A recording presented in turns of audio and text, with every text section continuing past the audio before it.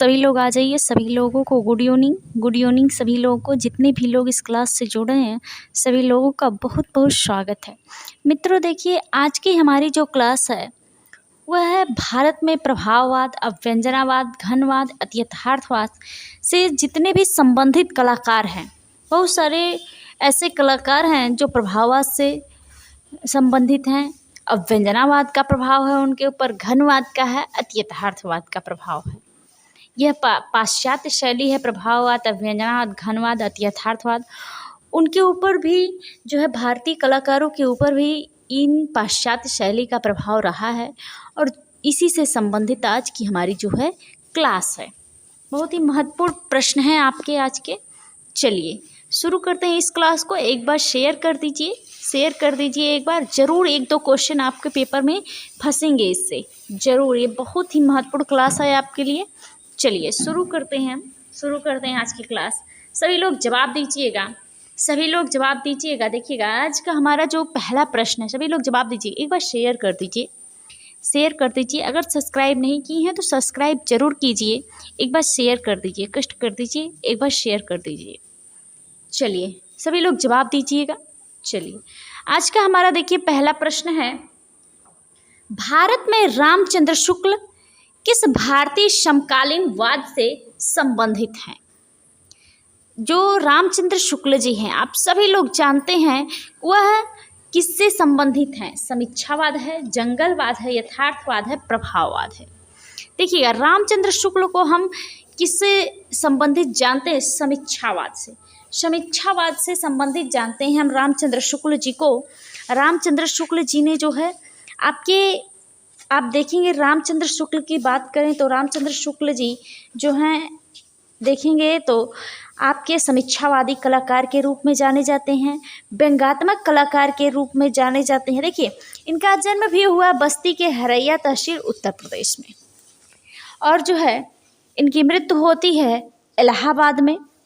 और आप देखेंगे यह पहले ऐसे भारतीय कलाकार थे जिन्होंने जो है फ्रांस ने चित्रकला में योगदान के लिए जो है जीन ऑनर फ्रेनागार्ड का सम्मान दिया था। और देखिए यह जो है काशी हिंदू विश्वविद्यालय में चित्रकला के अध्यापक प्रोफेसर भी रहे और वहीं से सेवानिवृत्त भी हुए ललित कला संकाय से। इन्हें एक प्रख्यात कला समीक्षक, कला लेखक के रूप में जानते हैं और समीक्षावादी कलाकार के रूप में जानते हैं हम। इनके चित्रों में वास्तु शैली, टेम्परा पद्धति और नीले रंगों की प्रधानता थी। आपके जो रामचंद्र शुक्ल हैं समीक्षावादी कलाकार के रूप में जाने जाते हैं और जो इन्होंने शिक्षा क्षितेंद्रनाथ मजुमदार के निर्देशन में इलाहाबाद से ली, प्रयागराज इलाहाबाद से ली। चलिए हम अगले प्रश्न पर चलते हैं। एक बार शेयर कर दीजिए, सभी लोग जवाब दीजिए। वस्तुतः यथार्थ व अमूर्तन व अत्यंत आकर्षक तरीके से संश्लेषित किसने किया? यामिनी राय ने, मंसूर ने, हुसैन ने, अवनी बने। देखिए यथार्थ व अमूर्तन को अत्यंत आकर्षक तरीके से अपने चित्रों में संश्लेषित किसने किया है? वह है आपके हुसैन साहब। सभी लोग हुसैन साहब के बारे में जानते हैं। एम.एफ. हुसैन साहब, मकबूल फिदा हुसैन साहब, प्रैग ग्रुप से संबंधित चित्रकार हैं हुसैन साहब। सभी लोग जानते हैं, काफ़ी विवादित चित्रकार ये रहे हैं और इनका जो भारत माता चित्र रहा है वह पिंक कलर में यह चित्र उन्होंने बनाया था। इसी वजह से इन्हें देश छोड़ना पड़ा, नग्न चित्र के कारण, नग्नता के कारण। चलिए हम अगले प्रश्न पर चलते हैं। देखिएगा विकास भट्टाचार्य जी की कला प्रभावित है अतियथार्थवाद से, प्रभाववाद से, घनवाद से, जंगलवाद से। देखिएगा विकास भट्टाचार्य की कला प्रभावित है। सभी लोग जवाब दीजिएगा। विकास भट्टाचार्य जी की कला किससे प्रभावित है? अतियथार्थवाद से या प्रभाववाद से, घनवाद से या जंगलवाद से? देखिए अतियथार्थवाद से संबंधित है आपके जो विकास भट्टाचार्य जी हैं उनकी कला। आप देखेंगे तो भारत के बहुत सारे कलाकार ऐसे हैं जो अतियथार्थवाद से संबंधित हैं। अतियथार्थवाद देखिए, अतियथार्थवाद एक कला आंदोलन था, वो भी पाश्चात्य शैली का, और जो है इसका सूत्रपात आंद्र बेतो नामक कवि ने जो है 1924 ईस्वी पेरिस यानी फ्रांस में किया। इसका मुख्य उद्देश्य था अचेतन विषयों को आकार देना, अतियथार्थवाद जो संबंधित है। आप देखेंगे अति यथार्थवादी जो कला है, आप फ्रायड के मनोविज्ञान के सिद्धांतों की पृष्ठभूमि पर है। जो आप फ्रायड जी को आप जानते हैं, मनोविज्ञान में सभी लोग पढ़ते हैं, उनके सिद्धांतों की पृष्ठभूमि है अति यथार्थवाद की जो कला है। और इससे संबंधित देखिए, सबसे पहले आपके अति यथार्थवाद का आरंभिक संकेत रविन्द्रनाथ ठाकुर की कृतियों में मिलता है, जो जिसे हम विश्व कवि के रूप में जानते हैं, उन्हीं की कृतियों में मिलता है। उसके बाद जो है अति यथार्थवादी कला के एक अच्छे आरंभिक चित्रकार माने जाते हैं हेमंत मिश्र। हेमंत मिश्र जो कलकत्ता ग्रुप से संबंधित रहते हैं आपके। और उसके बाद जो है हुसैन साहब माने जाते हैं, एम.एफ. हुसैन साहब माने जाते हैं। और जो है देखिए, उसके बाद जसवंत सिंह, इनके भी चित्रों में जो है अति यथार्थवाद का प्रभाव है। लक्ष्मण पै के चित्रों में अति यथार्थवाद का प्रभाव है। ए रामचंद्रन के चित्रों में अति यथार्थवाद का प्रभाव है। देखिए, ये सभी लोग भारत के कलाकार हैं, भारत के कलाकार हैं। अब उसके बाद स्वामीनाथन, उसके बाद अनुपम सूद जी, उसके बाद जो है रणवीर सिंह कालेका हैं, मंजीत बावा, और इन लोगों की कला जो है अति यथार्थवाद से संबंधित रही है। और विकास भट्टाचार्य जी। चलिए हम अगले प्रश्न पर चलते हैं। बताइएगा, के हेब्बर के चित्र कविता का जन्म महाबलेश्वर किस वाद से प्रभावित है? के हेब्बर की बात की जाए, देखिए के हेब्बर की का जो चित्र है कविता का जन्म और महाबालेश्वर नामक चित्र है, वह किस वाद से प्रभावित है? प्रभाववाद से, यथार्थवाद से, और व्यंजनावाद से और घनवाद से। सभी लोग जवाब दीजिएगा। यहाँ पर के हेब्बर साहब, के हेब्बर साहब का जो चित्र है कविता का जन्म, और क्या है आपका महाबालेश्वर, यह जो है किस वाद से संबंधित है? यह प्रश्न है आपके सामने। बताइएगा, सभी लोग जवाब दीजिएगा। प्रभाववाद है, यथार्थवाद है, व्यंजनावाद है और घनवाद है। बताइएगा, सभी लोग जवाब दीजिएगा, सभी लोग जवाब दीजिएगा। ये देखिए, के हेब्बर का जो जन्म हुआ महाबलेश्वर, कविता का जन्म, और देखिए बाजार जाते ग्रामीण और मुर्गे की लड़ाई, यह चारों चित्रों पर इनके क्या है? अब व्यंजनावाद का प्रभाव। भारत में बहुत सारे ऐसे कलाकार जो अब व्यंजनावाद से संबंधित हैं। अब व्यंजनावाद आप देखेंगे 20वीं शताब्दी का एक प्रमुख कला आंदोलन था, जिसका उदय जो होता है 1905 और 6 में होता है। इसका उदय जो है 1905-6 में होता है। और कहाँ का? यह फ्रांस में, जिसे हम फाओवाद के नाम से बाद में आगे जाकर जो है प्रचलित हुआ है, फाओवाद के नाम से। चलिएगा हम अगले प्रश्न पर चलते हैं। बताइएगा, अब व्यंजनावाद से प्रभावित चित्र बाजार जाते हुए और मुर्गे की लड़ाई किस कलाकार के चित्र हैं? देखिए, ये दोनों चित्र जो है बाजार जाते हुए और मुर्गे की लड़ाई, यह किसके चित्र हैं? और दोनों चित्र किससे संबंधित हैं? अब व्यंजनावाद से संबंधित है। दोनों चित्र जो है अब व्यंजनावाद से संबंधित हैं। आप सभी लोग जवाब दीजिएगा, ये किसके चित्र हैं? के हेब्बर हैं, एन.एस. बेंद्रे हैं, तैयब मेहता हैं, मंजीत बावा हैं। बताइएगा, सभी लोग जवाब दीजिएगा। अब व्यंजनावाद से प्रभावित चित्र बाजार जाते हुए और मुर्गे की लड़ाई, ये दोनों चित्र जो हैं किसके हैं? किस कलाकार के हैं? के हेब्बर साहब के हैं, के हेब्बर के हैं, के हेब्बर साहब के हैं यह चित्र आपके। और दोनों क्या हैं? अब व्यंजनावाद का प्रभाव है दोनों चित्रों के ऊपर। अभी हमने आपको बताया है। अब व्यंजनावाद का प्रभाव जो है आप देखेंगे तो 4 चित्रों पर है। इनके जो के हेब्बर साहब हैं, इनके 4 चित्रों पर, कविता का जन्म, महाबालेश्वर, और है आपका क्या? बाजार जाते हुए, मुर्गे की लड़ाई। चलिए हम अगले प्रश्न पर चलते हैं। देखिए, नारंगी अनावृत्ता नामक चित्र अकबर पद्मश्री चित्रकार का है। यह चित्र किस प्रवृत्ति का है? जवाब दीजिएगा। प्रभाववाद है, भाववाद है, यथार्थवाद है और अभिव्यंजनावाद है। नारंगी अनावृत्ता नामक चित्र किसका है? अकबर पद्मश्री नामक चित्रकार का है। अकबर पद्मश्री को आप जानते हैं सभी लोग, अकबर पद्मश्री साहब को सभी लोग जानते हैं।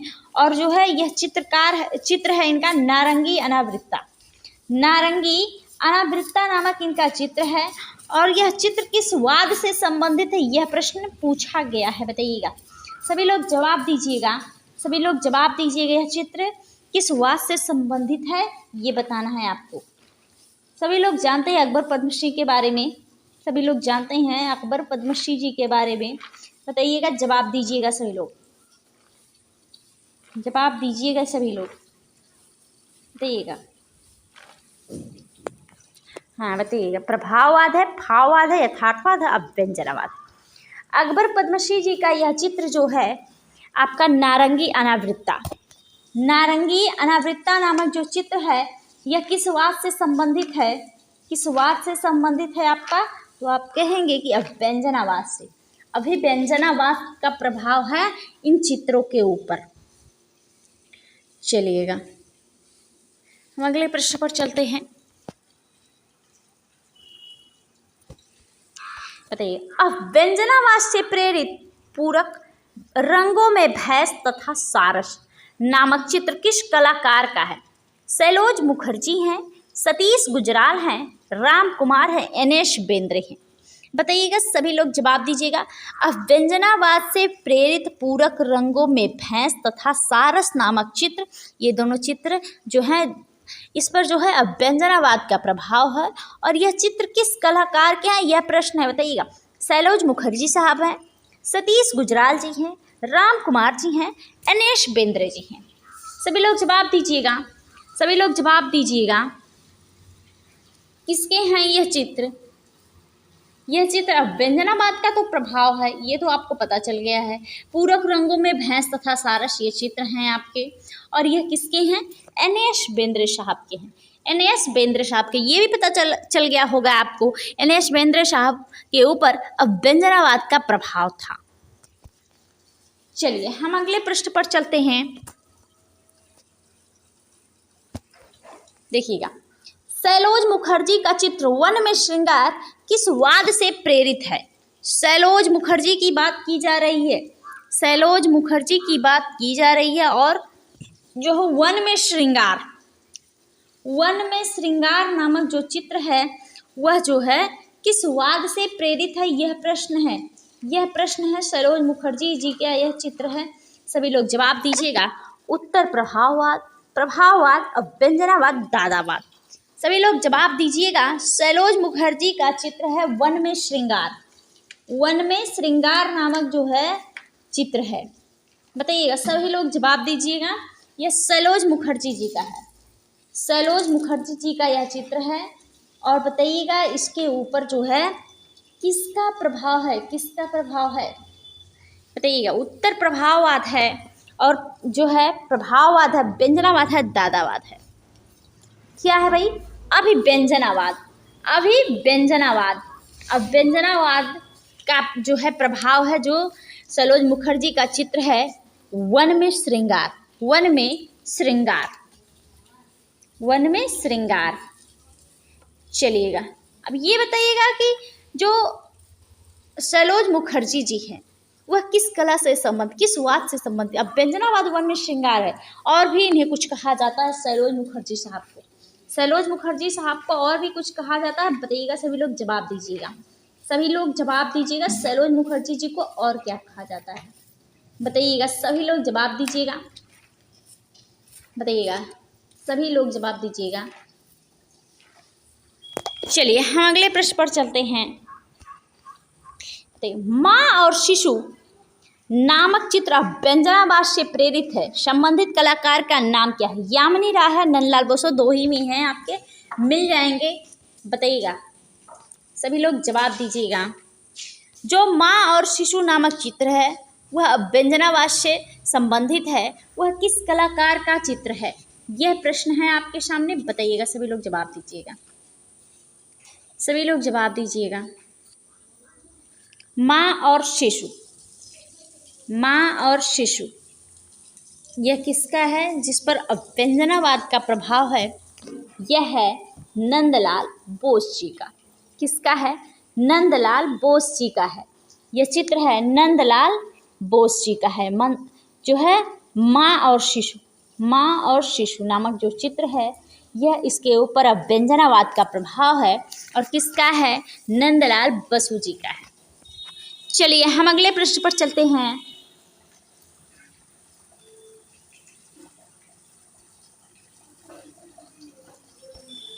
देखिएगा, सतीश गुजराल का चित्र डोसोलेशन प्रभावित है। सतीश गुजराल जी के बारे में सभी लोग जानते हैं और उनका चित्र है डोसोलेशन। डोसोलेशन जो है सतीश गुजराल जी का चित्र है डोसोलेशन, और जो है यह किस वाद से प्रभावित है ये बताइएगा। अभ्यंजनावाद है, शास्त्रीवाद है, नवशास्त्रीवाद है, जंगलवाद है। सभी लोग जवाब दीजिएगा। सतीश गुजराल जी दिल्ली शिल्पी चक्र से संबंधित कलाकार हैं आपके, और जो डोसोलेशन उनका प्रसिद्ध चित्र है और किस वाद का प्रभाव है इस चित्र के ऊपर ये बताना है आप सभी लोगों को। किसका प्रभाव भाई, अभ्यंजनावाद। अब आपको ये भी सतीश गुजराल जी के ऊपर अभ्यंजनावाद का प्रभाव था और उनके चित्र डोसोलेशन जो है वह अभ्यंजनावाद से प्रभावित है। देखिए बहुत सारे कलाकार ऐसे हैं आप देखेंगे तो अभ्यंजनावाद से संबंधित कलाकारों में जब भी आप देखेंगे भारतीय कलाकारों में रविन्द्रनाथ ठाकुर की कृति है ब्रूडिंग, उस पर अभ्यंजनावाद का प्रभाव है। राम किंकर बैज, उन पर भी अभ्यंजनावाद का प्रभाव है। उनकी एक कृति है मातृत्व, उस पर अभ्यंजनावाद का प्रभाव। केसीएस पनिकर साहब हैं, राम कुमार जी हैं, सतीश गुजराल जी, फ्रांसिस न्यूटन सूजा, अविनाश चंद्र जी हैं, इसके बाद नंदलाल बोस जी हैं, सैलोज मुखर्जी जी हैं, अकबर पद्मश्री है, नारायण श्रीधरवेंद्र हैं, गुलाम रसूल संतोष जी हैं, इसके अलावा के हेब्बर हैं, के हेब्बर साहब हैं, मकबूल फिदा हुसैन हैं। बहुत सारे लोग ऐसे हैं, यामिनी राय, लक्ष्मण पै, इन सभी लोगों के ऊपर के.एस. कुलकर्णी की बात करें, दिनकर कौशिक की बात करें, भवेश चंद्र सन्याल और गोपाल घोष, ये सभी लोग जो हैं अभ्यंजनावाद से प्रेरित कलाकार हैं। अभ्यंजनावाद का प्रभाव है इनके ऊपर। चलिए हम अगले प्रश्न पर चलते हैं। बताइएगा, रणवीर सिंह बिष्ट के जल रंग से बने दृश्य चित्र किस वाद से प्रभावित है। रणवीर सिंह बिष्ट के बारे में सभी लोग जानते हैं, हर साल 1-2 क्वेश्चन रणवीर सिंह बिष्ट से पूछा जाता है। और इनका जो जल रंग माध्यम में जो दृश्य चित्र बने हैं वह किस वाद से प्रभावित हैं ये बताना है। बताइएगा, दादावाद है, जंगलवाद है, प्रभाववाद है, यथार्थवाद है। सभी लोग जवाब दीजिएगा। रणवीर सिंह बिष्ट जो जल रंग दृश्य चित्र इनका है उस पर प्रभाववाद का प्रभाव है। प्रभाववाद का प्रभाव यह भी देखिए पाश्चात्य कला से संबंधित एक जो है प्रथम महत्वपूर्ण आंदोलन था, यूरोपीय आधुनिक चित्रकला का प्रथम महत्वपूर्ण आंदोलन था। और देखिए इसका जो यह मुख्य रूप से पेरिस में रहा। इसके जो है कलाकारों में मोने जी हैं, पिसारो हैं, रेनोवा हैं, शिशले देगा, ये लोग सभी लोग रहे हैं जो है प्रभाववाद से संबंधित। इसके बाद भारतीय कलाकारों में देखेंगे तो यामिनी रंजन राय जी हैं। इसके बाद जो हुसैन साहब के ऊपर भी रहा, एम.एफ. हुसैन साहब के ऊपर, और जो है ढूंढ के ऊपर भी रहा। रणवीर सिंह बिष्ट के जो जल रंग में दृश्य चित्र बनाए गए हैं उन सभी चित्रों के ऊपर प्रभाववाद का प्रभाव रहा है। चलिएगा हम अगले प्रश्न पर चलते हैं। देखिएगा, मातृत्व नामक कृति अभ्यंजनावाद से प्रेरित है, संबंधित कलाकार का नाम बताइए। बताइएगा, रविन्द्रनाथ टैगोर हैं, देवी प्रसाद राय चौधरी हैं, राम किंकर बैज हैं, हिम्मत शाह हैं। बताइएगा, मातृत्व नामक कृति है जिसके ऊपर अभ्यंजनावाद का प्रभाव है और उस कलाकार का नाम बताइए। अभी हमने आपको बताया है मातृत्व नामक कृति जो है वह किसकी है, राम किंकर बैज जी की है। और मातृत्व नामक कृति के ऊपर अभ्यंजनावाद का प्रभाव है, यानी राम किंकर बैज जी भी अभ्यंजनावाद से प्रेरित थे, ये भी याद रखिएगा आप सभी लोग। चलिए हम अगले प्रश्न पर चलते हैं। मकबूल फिदा हुसैन के चित्र सूर्योदय एवं विश्वामित्र, इनके चित्र हैं सूर्योदय एवं विश्वामित्र नामक चित्र किस वाद से प्रभावित है। प्रतीकवाद है, अभ्यंजनावाद है, नव प्रभाववाद है, अति यथार्थवाद है। बताइएगा, सभी लोग जवाब दीजिएगा। बताइएगा, सभी लोग जवाब दीजिएगा। मकबूल फिदा हुसैन साहब का सूर्योदय और विश्वामित्र नामक प्रसिद्ध चित्र है, और जो है उस चित्र पर जो है किसका प्रभाव है, किस वादों का प्रभाव है जो पाश्चात्य शैली से संबंधित। बताइए, प्रतीकवाद है, अभ्यंजनावाद है, नव प्रभाववाद है, अभी हमने आपको बताया है।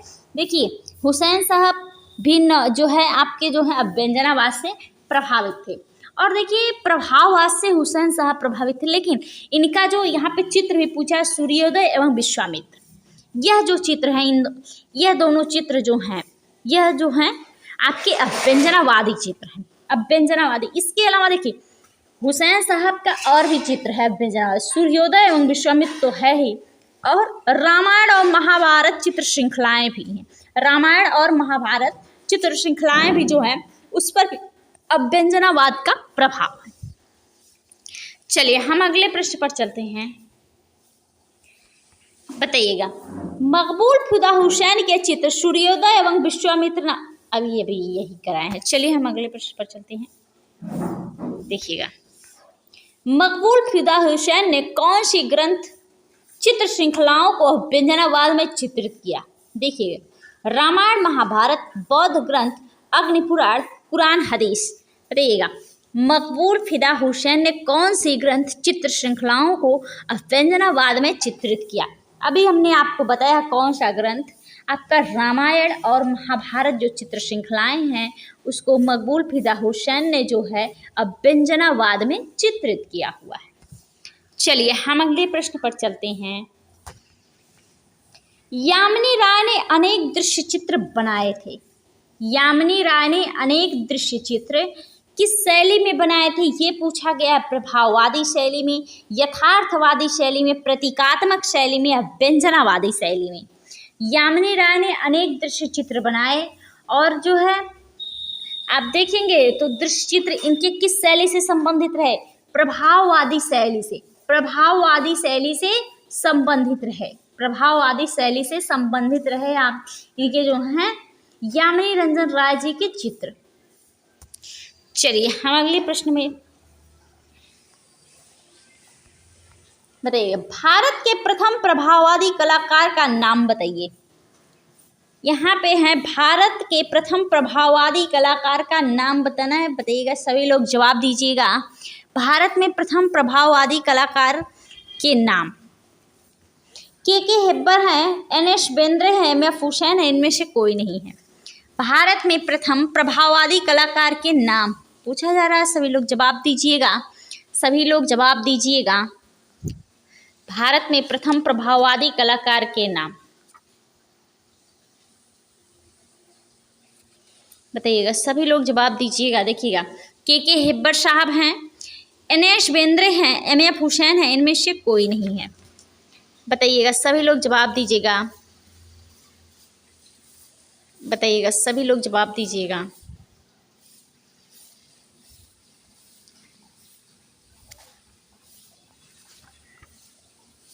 सभी लोग जवाब दीजिएगा। चलिएगा, भारत के प्रथम प्रभाववादी कलाकार का नाम बताइए, सभी लोग जवाब दीजिएगा इसका, बताइएगा। चलिए इसका जवाब, प्रथम प्रभाववादी कलाकार के नाम बताइए। चलिए तब हम चलते हैं अगले प्रश्न पर। इसका जवाब आप लोग सभी लोग दीजिए, ये आपके लिए क्वेश्चन है। चलिए, भारत में अभ्यंजनावादी प्रवृत्ति किस कलाकार के समय मूर्तिकला व चित्रकला में प्रारंभ हुई? बताइएगा, देवी प्रसाद राय चौधरी, राम किंकर बैज, हुसैन है, अमृता शेरगिल हैं। बताइएगा, जवाब दीजिएगा। भारत में अभ्यंजनावादी प्रवृत्ति किस कलाकार के समय से मूर्तिकला व चित्रकला में प्रारंभ हुई? अभ्यंजनावादी। देखिएगा यहाँ पर भारतीय अभ्यंजनावादी प्रवृत्ति किस कलाकार के समय से जो है मूर्तिकला और चित्रकला में प्रारंभ हुई? वह है आपके, मूर्तिकला की बात की जाए, राम किंकर बैज जी, राम किंकर बैज जी हैं। चलिए हम अगले प्रश्न पर चलते हैं।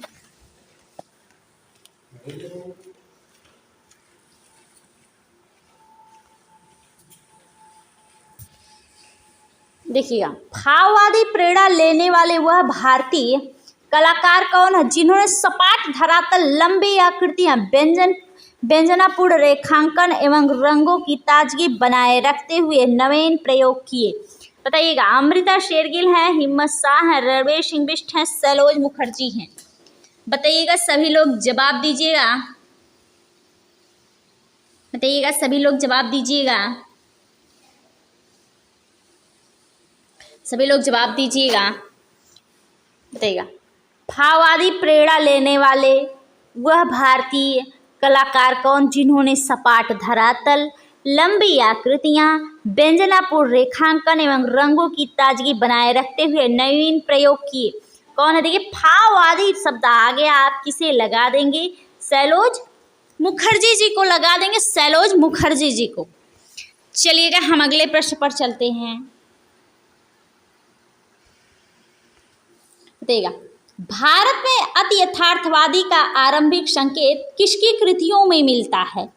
यह प्रश्न है। भारत में अति यथार्थवादी का आरंभिक संकेत किसकी कृतियों में मिलता है? बताइएगा, अति यथार्थवाद की बात की जा रही है, आप सभी लोग जवाब दीजिएगा। अति यथार्थवाद की बात की जा रही है, आरंभिक संकेत किसकी कृतियों में मिलता है?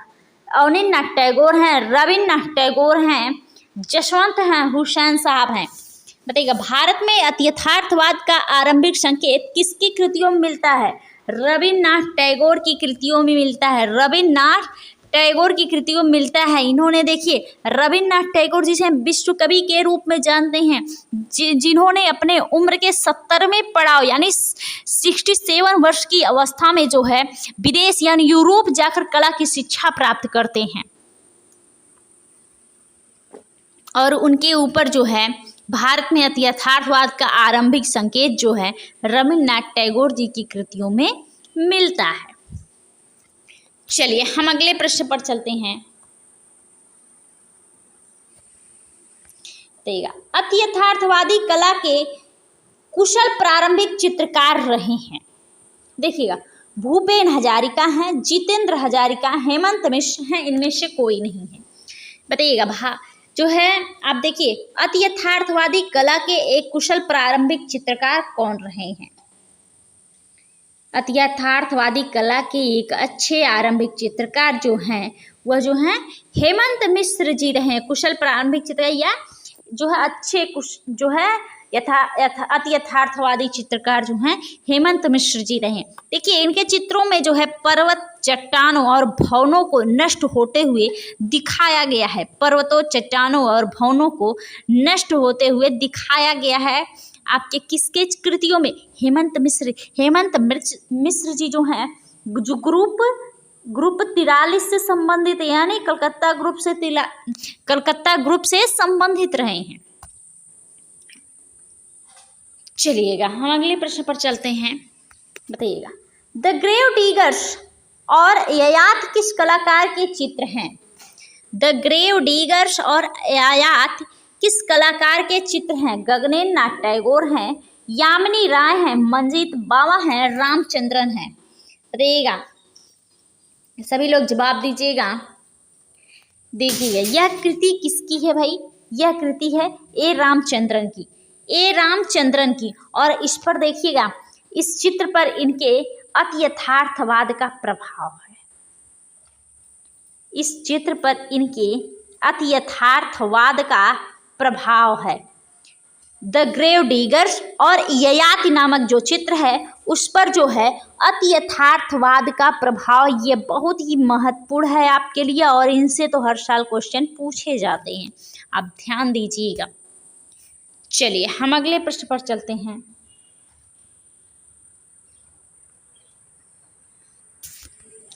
देखिएगा, ए रामचंद्रन ने आकृतियों के पंख व पंजे आदि पक्षियों के समान लगे हुए दिखाए गए हैं।